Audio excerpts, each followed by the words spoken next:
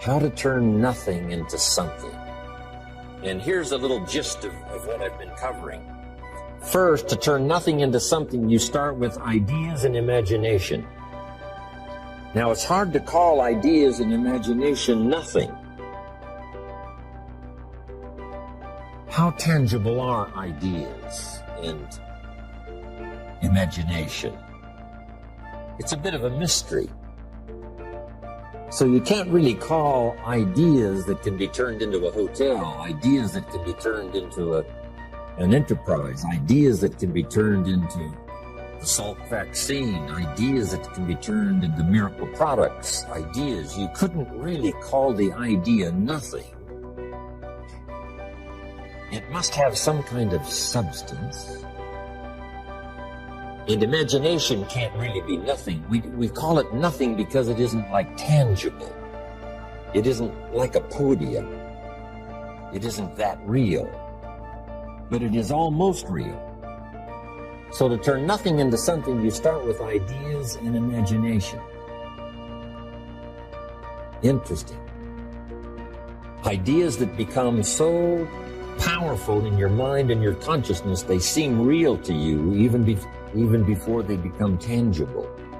Imagination that is so strong that you can actually see it. You can actually see it.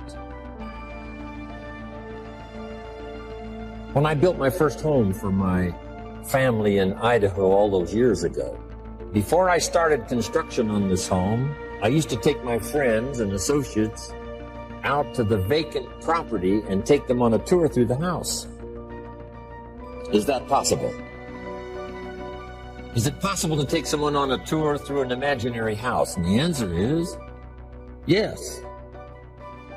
I used to say, this is the 3-car garage, and the guy would look and say, yes, this garage will hold 3 cars. Right? I mean, I could really make it real, make it live. I would take them on a tour through the house. Here's the fireplace, and this fireplace is brick on one side and it's stone on the other side. I could make it real. Here's the rest of the house. Here's the kitchen with this view window. And they would look out the window as I took them on this tour. So imagination, we call it nothing simply because nothing in terms of being tangible. But it is so real, it's almost real. So the first step is to imagine the possibilities. Imagine the possibilities. One of the reasons for seminars and sermons and the lyrics from songs and testimonials of others is to give us an idea of the possibilities. To imagine the possibilities. Now here's the second step of turning nothing into something. And that is to believe that what you imagine is possible for you. To believe that what you imagine is possible for you.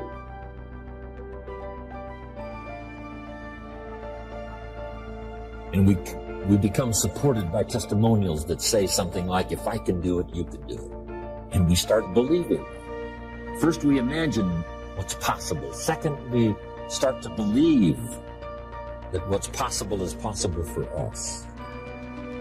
We might also believe because of our own testimonial. Here's what our testimonial might say. If I did it once, I could do it again. If it happened for me before, it could very well happen again. So we believe not only the testimonials of others who say, if I can do it, you can do it. If I can change, you can change. If I can start with nothing, you can start with nothing. If I can turn it all around, you can turn it all around. Then we also have the support of our own testimonial. If we've accomplished something before, if we did it once, we can do it again. If we did it last year, we could do it this year. So those two things are very powerful. Now, they're not actual substance, although they're very close. One is to imagine the possibilities. Two is to imagine that what's possible is possible for you. Here's what we call that second step, faith to believe. In fact, one writer said this: faith is substance. An interesting word The powerful ability to believe in the possibilities that are possible for you. If you have faith to believe, that faith is substance. Substance meaning a piece of the real. Now, it's not the real. It's not the podium. But it is so powerful that it's so close to being real. So the writer said the faith is a piece of, the substance of, and then he called it evidence, substance and evidence. So it's difficult to call substance and evidence nothing. It is nothing in the sense that it can't be seen except with the inner eye. You can't get a hold of it because it isn't yet tangible. But it is possible to turn nothing, especially ideas and imagination. Now, if you believe that it's possible for you, that substance and evidence becomes so powerful that it now can be turned into reality. So the first step is to imagine what's possible. Second step, to believe that what's possible is possible for you. Now, here's the third step, and that is to go to work and make it real. You go to work and make it a podium. You go to work and make it a hotel. You go to work and make it an enterprise. You go to work and make it good health. You go to work and make it an association. You go to work and make it a good marriage. You now go to work and make it a movement. You make it tangible. You make it viable. You breathe life into it. And then you construct it. That is such a powerful ability for all of us as human beings. I just wanted to take the time to drop that in before I move on to so many other subjects. How to turn nothing into something.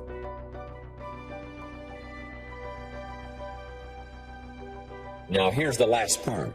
It takes the disciplined activity to turn nothing into something finally. Faith without the activity serves no useful purpose. But faith invested into the activity creates reality. Once I understood that, I knew then it was possible to build a career. I knew it was possible to build good health. I knew it was possible to build a relationship. I knew I could participate in the constructing of valuable things, valuable enterprises, valuable things that would help and benefit other people. I knew I could be part of it, and I knew I could do it once I understood this formula.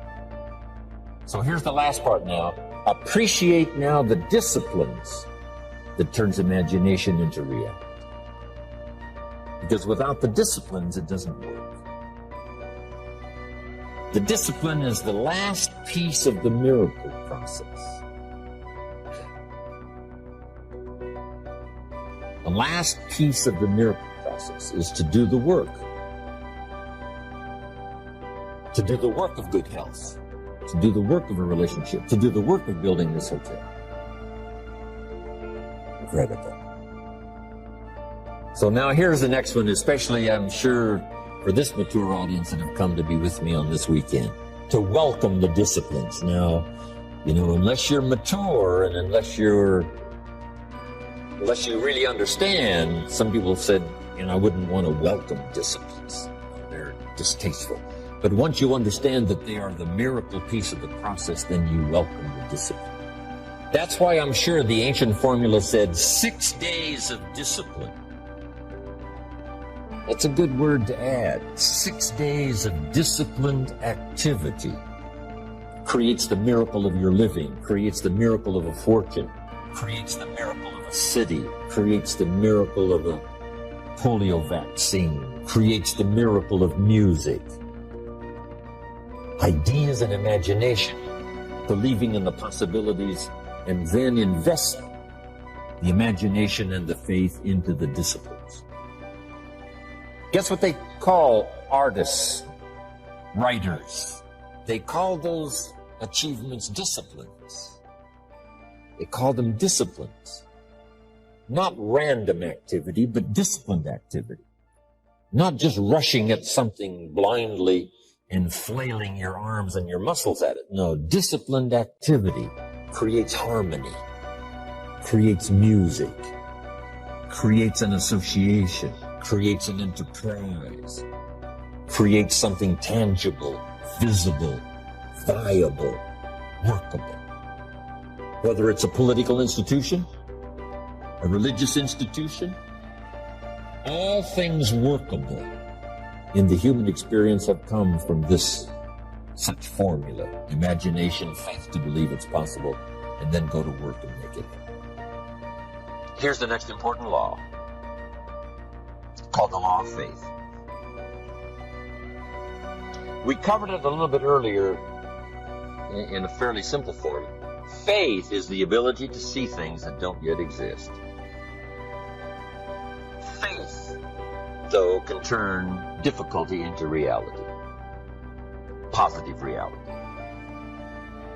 And I just want to give you this quick little line up here because it's so important to ponder it and then work it. Here's what faith is for. Number one, faith is the ability to see it as it is. Faith doesn't mind seeing it as it is because faith is a miracle worker. Faith does not ignore the negative. Faith uses the negative. Because if there was no negative, there'd be no need for faith. If everything is okay, what would you need faith for? You need faith because it isn't okay. Now, what isn't okay? Who knows? The situation that isn't okay isn't okay.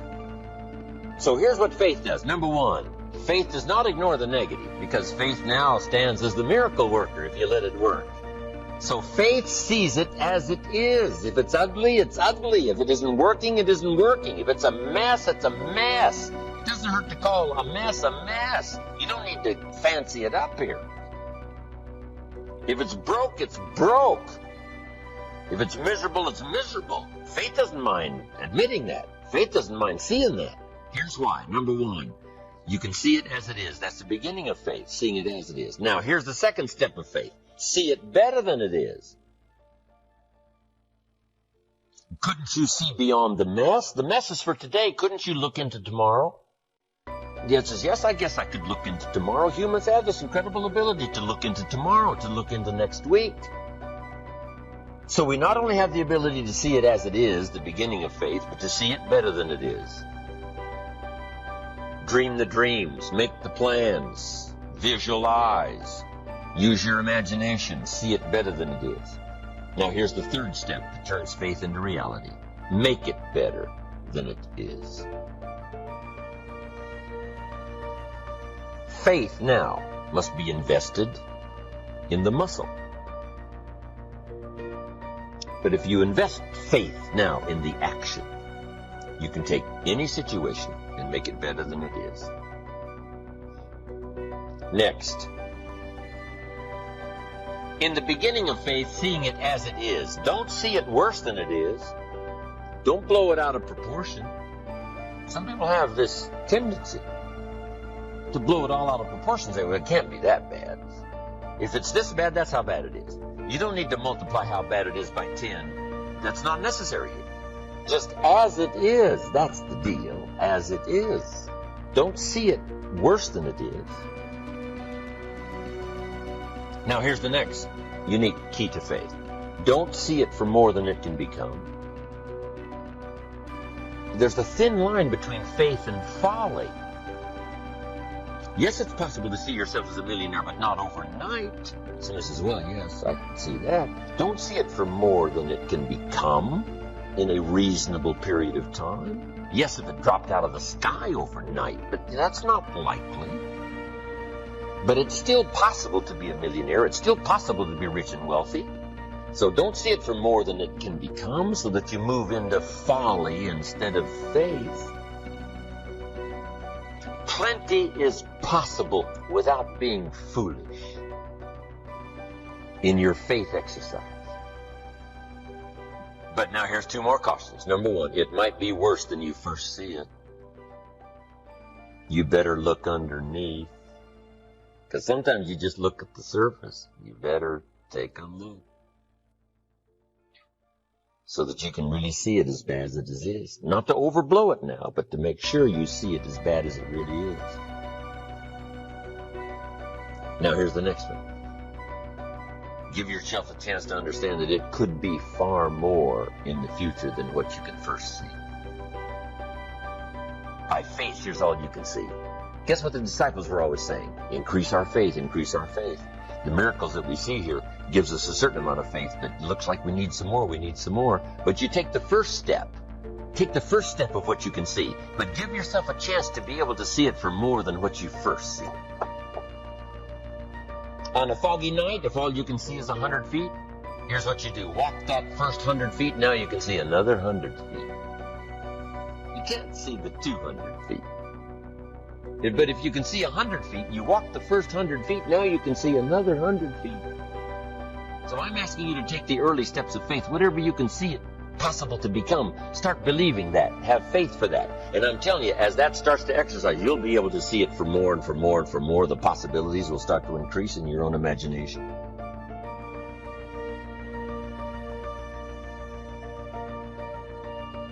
Here's a little subject called How to Turn Nothing into Something. Number one, first, imagine the possibilities. Imagination is the first step of the miracle of possibilities. Reality first starts with imagination. Now, it's hard to call imagination nothing, but it's not something in terms of a podium. It's not tangible. So it's hard to say how to turn nothing into something, because nothing is, there isn't anything that's nothing. Everything is something, even if it's the imagination, it's something. Einstein once said, there's nothing faster than the speed of light. And Bill Bailey, one of my mentors, current mentors and longtime friend, said, maybe here's something faster than the speed of light, and that's thought. It's possible that thought could be faster than the speed of light. How fast can you think back and think ahead? I guess we can't say the exact same instant, but all we can say is it seems like the exact same instant. You know, if you don't know the truth, you can't say that's true. And if you're not a scientist, it'd be, a little out of order to say, yes, this is true. But here's what it seems like. It's possible to think back and ahead at the same time. I mean, how fast is that? Now, how to turn nothing into something. Number one, imagine the possibilities.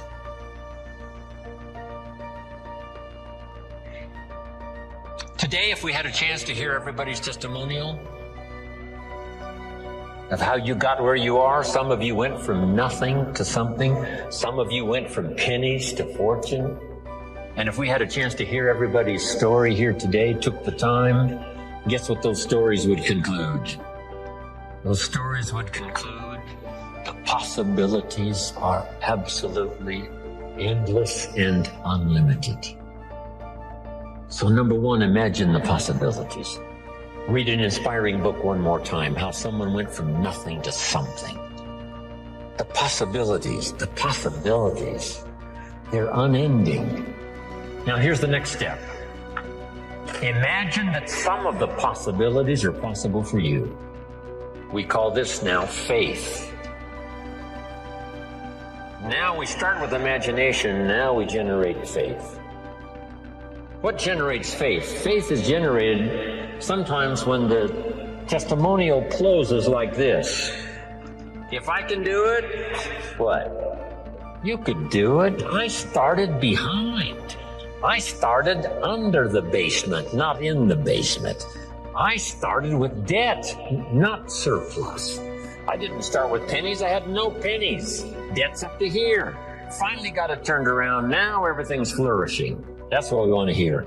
And then someone in a testimonial like that says, hey, if I can do it, you can do it.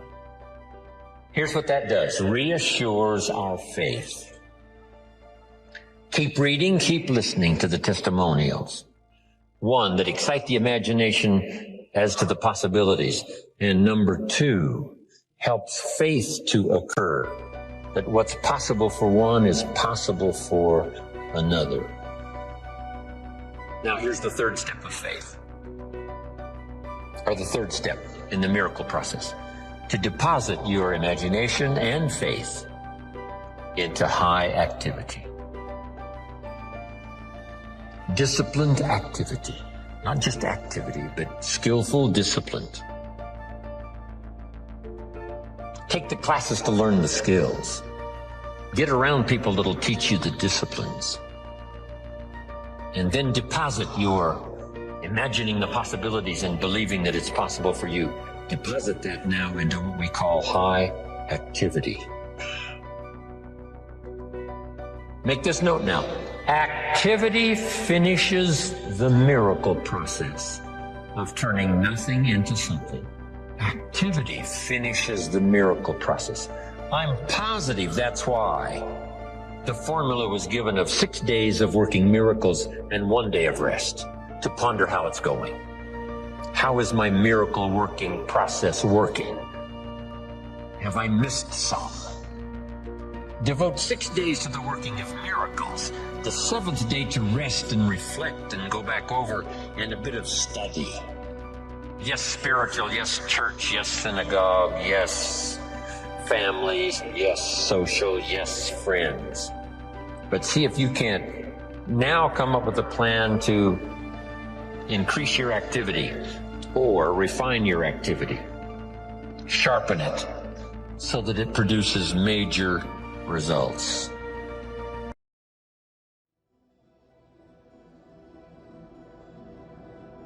I want to give you the heads up. Never question God. When you're about to transition from one career move, one relationship, or one situation to the next, it's because you've gotten every confirmation in the world that it's your season to transition from where you are to where you're looking to be. Don't underestimate yourself. You do what you can do, and God will do what you can't do. Take the initiative. Throw your net on the other side. Be ambitious. Reach, ask for help, not because you're weak, but because you want to remain strong. And expect things to get better for you. It is with the mind that we serve the Lord. The mind is the battleground. It is the place where the greatest conflict is. There are more people in this room having trouble in their mind than there are people having trouble in their finances. Every thought that I have started with a question. What's wrong with me? Let me tell you what happens when you ask that question. That question will attract 1,000,000 answers. The moment you say, what's wrong with me? The devil has a list, everything. He'll show you everything from your genetics to your jawline to everything. I mean, he'll just take everything. But your questions direct the integrity of your thoughts. The struggle is in your mind. Slept 8 hours and you wake up still tired. Your mind has been in turmoil all night long. You've been wrestling in your sleep. Your body went to sleep, but your mind is still caught up in a warfare. Your mind is the battleground.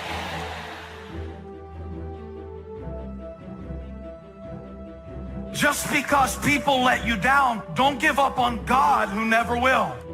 Just because you lost a job, don't stop trusting that God is my provider. When someone closes a door in your face, God allows them to close the door in your face. All God wants you to do is walk up the hall. Because I can promise you, he got a better door that he wants you to go through than the one that got shut in your face. That's a fact. The door is closed for a reason. Because God just wants you to walk up the hall because he got another door. And when you open and get behind it, you ain't gonna believe what's back there. But you will never get to it if you stand in front of that door crying. God is the creator of all doors. I'm gonna just go see what else he got for me. You think things are gonna just go your way? Well, they're not gonna just go your way. You gotta make them go your way. You think things are gonna just happen for you? Well, they're not just gonna happen for you. You gotta make them happen.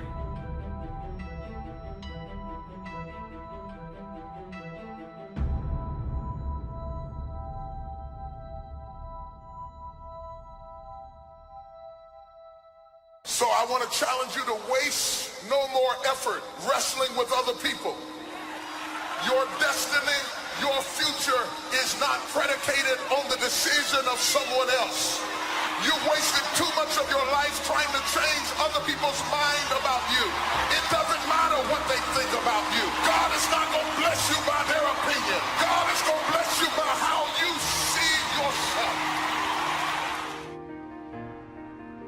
Just start acting like you're blessed, talking like you're blessed, thinking like you're blessed, dressing like you're blessed. If you will put actions behind your faith, one day you will see that become a reality. You cannot go around thinking that you've reached your limits. You're going to become what you believe. You are fully equipped. It may not have happened in your past, but it can happen in your future. Now, I'm asking you to go get what belongs to you. You are blessed. You are prosperous. Start acting like it, talking like it, dreaming like it. People who have not accepted greatness for themselves, these people don't study, ladies and gentlemen. They don't have time for personal growth and development. They don't have time to work on their minds. People can affect us. Our peers can affect us. Our environment can affect us. Just working consciously to overcome the poverty consciousness, the feeling constantly of saying you deserve this. There's no need for you to be afraid. It's not too good to be true. It's true because you've earned it. Why do we care so much about people who don't care about us? That won't be there in the hard times, that won't be there when you hit rock bottom, that won't be there in your struggle, that never call you and ask you how you doing, that never calls you and asks you or checks on you to see if you need something. Why do we care about what they think? We all go through disappointments and things that are not fair. It's easy to hold on to the hurts, think about what they said. We get up in the morning, it's the first thing that comes to mind. We don't realize how much that's affecting us, draining our energy, limiting our creativity. If you're going to fulfill your destiny, you have to get good at letting things go. See, your unwillingness to forgive another person is like you sipping the poison, waiting on them to die. Forgiveness is for you. You can't drive your car looking in the rearview mirror. You can't. There's a reason why the rearview mirror is this big and the windshield is this big. If you keep looking in the rearview mirror, you're going to keep crashing your car. Have you ever noticed that when your faith is the strongest, you come up under the greatest attack? Because every time the devil senses that you're about to walk into who you be and he's trying to stop you from doing it, slap somebody and say, just do it. Be great before it's too late. Being in a great house does not make you great. It's one thing to have great parents, but that doesn't make you great. And they said it's possible to be in a great house, but you not be great. So being in a great house does not ensure that you'll become great. How can you keep your mind on what you're trying to do? How can you make the choice of discipline over procrastination? How can you keep an attitude of doing it all and doing it now? How can you stay focused on your ambitions? You can keep your focus on your work, or you'll find yourself distracted. Distracted by negative thoughts, distracted by negative people, and pretty soon, depending on the type of people you've associated with, distracted by your doubts within yourself. Even when you face rejection, even when you face failure, you make a decision. I will remain in the grind. I'm not backing down. I'm called to make a difference. Greatness is not immediate. This is so important. In other words, greatness takes time to develop. Greatness is not immediate. You got to stay with it. You got to stay at it. You got to keep working on it. We give up too quickly. You map out, you think, you strategize, you change up your team, ready for the opportunity to present itself. Most of y'all are impatient. If it doesn't happen as fast as you want it to happen, you say maybe it wasn't meant to be. God will never give you something somebody else is supposed to have.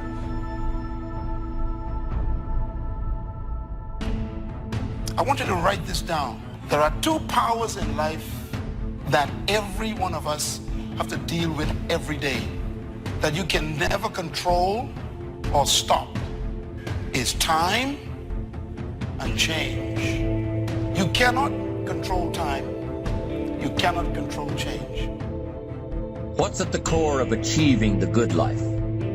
The major key to the good life. It is not in mastering the attributes of leadership. Every day in 1,000 different ways, we are trying to improve ourselves by learning how to do things. We spend a lifetime gathering knowledge in classrooms and experiences. Self-approval. That's a very challenging area. Ladies and gentlemen, that's where most people get stuck. That's a stage that a lot of people get there and they never move out of that area. Why? Many things can contribute to our not approving our dreams, our not feeling good enough. A lot of things can contribute to that. Many of us never live up to our potential or don't approve ourselves because we never had anybody to believe in us. And because your doing doesn't come from the deeper place of being, it hasn't worked for you. If you're trying to find out who you are by doing things, you will never find out who you are by doing. You'll have to start with being, because the difference between the two determines the direction of your destiny.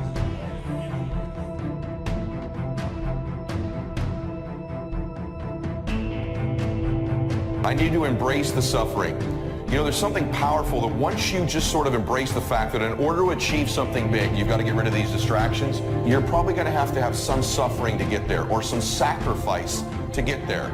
And so once you've embraced and decided that this suffering, this sacrifice you're making is an indicator of progress. Suffering and sacrifice and hard work is an indication of progress towards our dreams.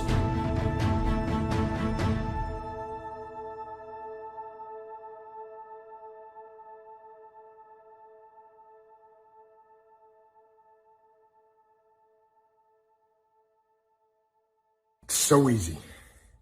So easy to put things off. So easy to say, you're going to do it tomorrow. Well, I want you to reprogram your brain and tell yourself that tomorrow is not a viable option. You do it today. You get it done today. That's what you do. The journey is just the pieces that you have to go through. And you get to choose to enjoy those pieces, to have fun during those pieces.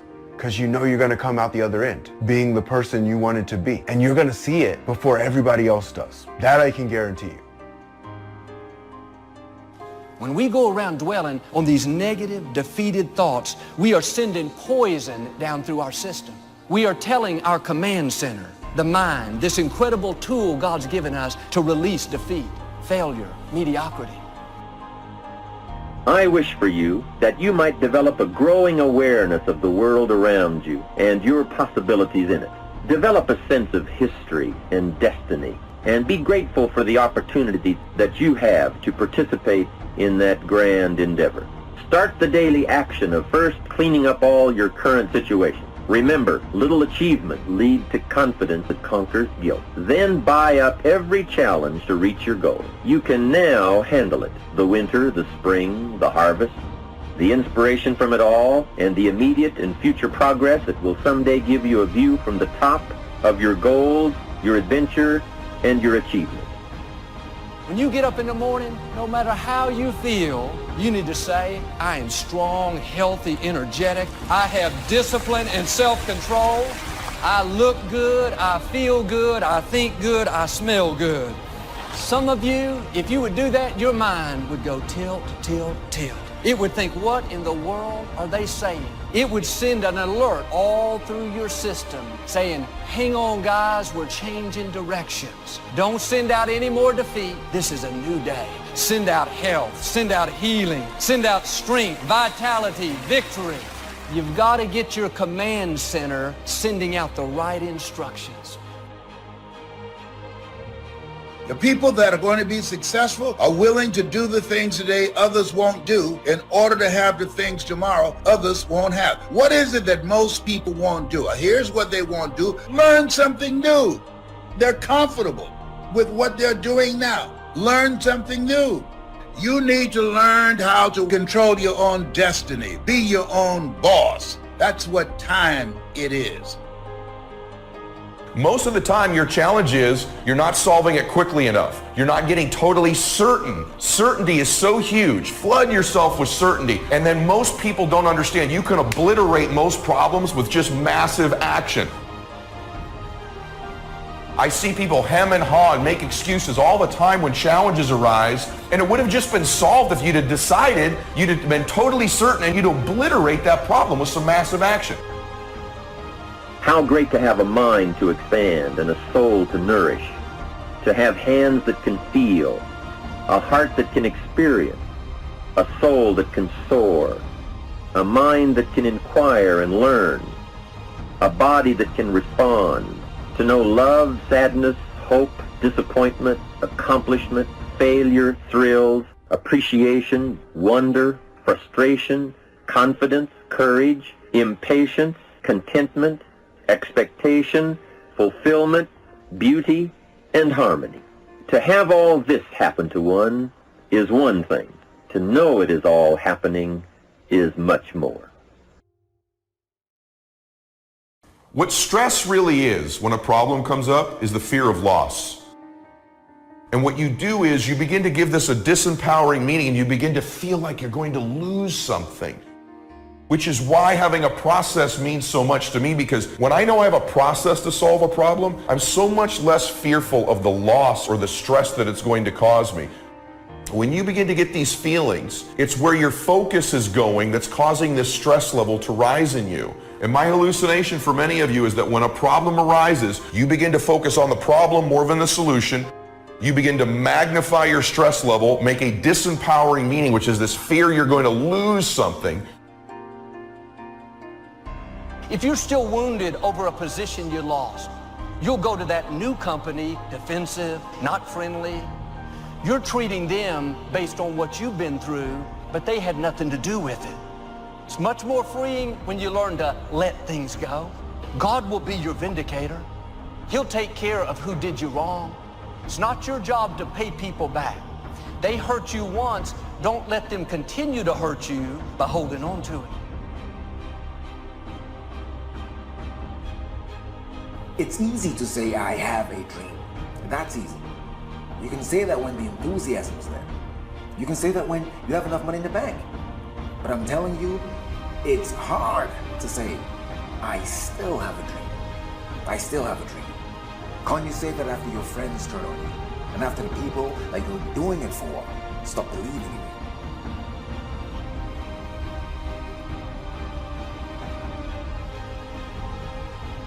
Discouragement is deadly.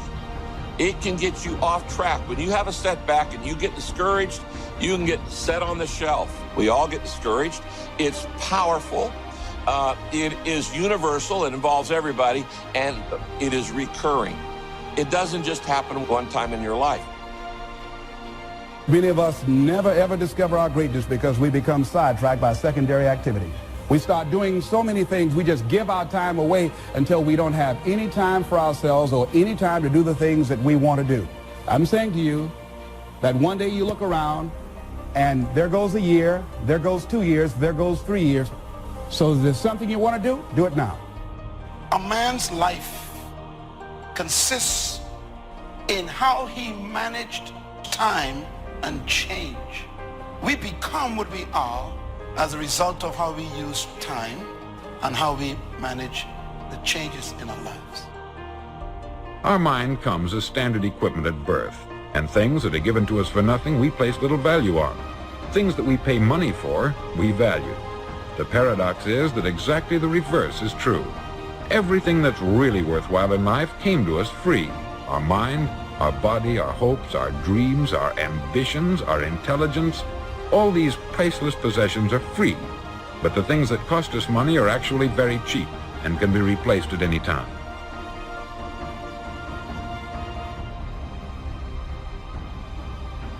Use your power to create a new beginning for yourself. Find something that you love. I didn't come here to work for someone else. I came here to live my calling. A job is what you get paid for. A calling is what you're made for. I invested in myself. I couldn't afford to do it, but I couldn't afford not to do it. All disciplines carry through to affect all parts of our lives. If we're disciplined in just one area and lazy in another, guess what?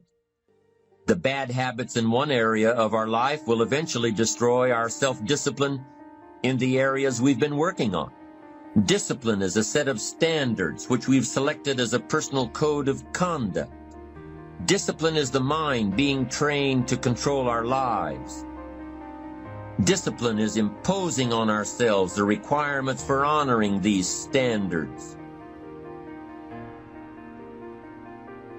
The most fatal deterrent to self-confidence is guilt. Not doing all you know how to do to the full extent of your present ability weakens the foundation for confidence. The biggest part of worry comes from the lack of this personal confidence. And lack of confidence comes from two major things. First, no goals or plans. And second, no daily discipline to achieve.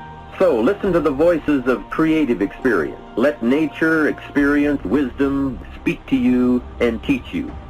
Remember, both opportunity and challenge await action.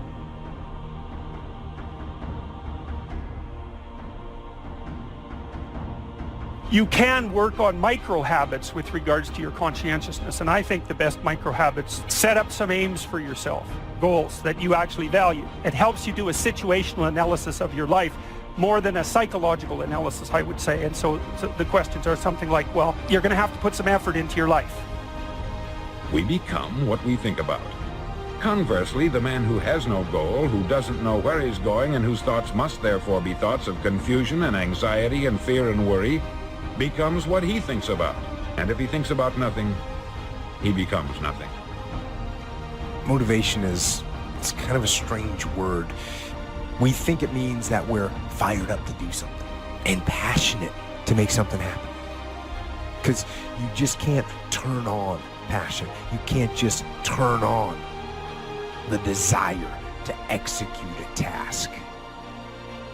Be certain of one thing.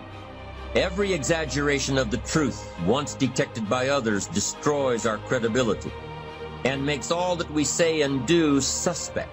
The tendency to exaggerate, distort, or even withhold the truth is an inherent part of all of us.